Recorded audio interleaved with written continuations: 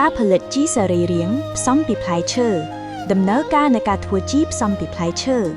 ទី1សម្ភារៈត្រូវមានកាំបិតជ្រុនតង់ក្រាលចានដែកធុងជ័រមានគ្របឈើគោនិងវត្ថុធាតុដើម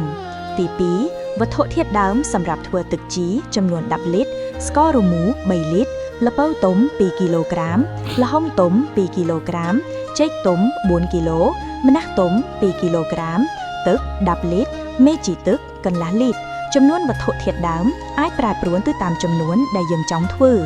របៀបធ្វើយកវត្ថុធាតុដើមល្ពៅទុំល្ហុងទុំចេកទុំម្នះទុំកាប់ចិញ្ច្រាំឲ្យម៉ត់លាយបញ្ចូលគ្នាហើយយកទៅដាក់ក្នុងចានដែកលាយជាមួយស្កររងូច្របល់ឲ្យសព្វរួចដាក់ចូលធុងបន្ទាប់មកចាក់មេជីទឹករួចកូរវាឲ្យសព្វរួចចាក់ទឹកចូលចំនួន10លីត្រហើយគ្របឲ្យជិតរក្សានៅកន្លែងម្លប់ត្រជាក់ទុករយៈពេល15ទៅ20ថ្ងៃអាចប្រើបាន1ទៅ2ថ្ងៃកូរម្ដងរបៀបប្រើទឹកជី1លីត្រលាយទឹកធម្មតា500លីត្រកូនដំណាំមានអាយុ5ទៅ10ថ្ងៃ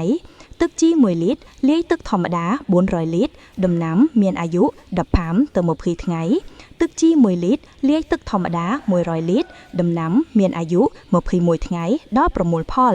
ទឹកជីអាចបាញ់ទៅលើដីនៅពេលរៀបចំដីមុនដាំជួយបង្កើនជីជាតិដីជួយបំបែកសារធាតុសរីរាង្គនៅក្នុងដីទៅជាសារធាតុអសរីរាង្គដែលដំណាំអាចស្រូបយកបាន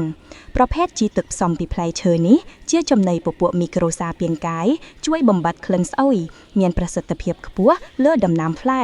វាក៏មានប្រសិទ្ធភាពក្នុងការបណ្ដេញសត្វល្អិតដែរ